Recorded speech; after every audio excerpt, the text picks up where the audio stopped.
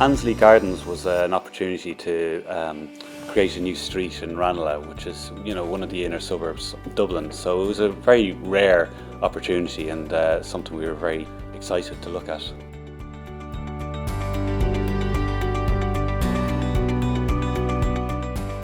One of the things we realised was that we wanted to create something that responded to the scale and grain of Ranelagh.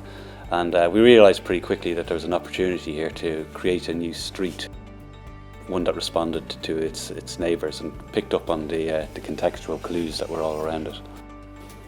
And while it is a street that is responding to the unique context of historic properties, it is also unapologetically modern and consists of a series of terraced houses that are modern and contemporary, which respond to contemporary family life and are built to modern standards of construction.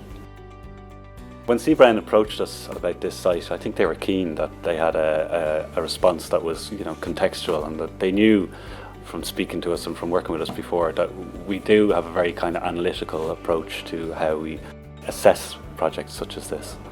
So one of the things we wanted to create was this overarching rhythm, and we did that through the expression of the bay windows and the light wells over the chimneys and the recessed entrance thresholds. If you look at a lot of the traditional houses in Ranelagh, they do have this rhythm set up along the street. So you read a terrace of buildings, but you can also see within that the individual houses expressed.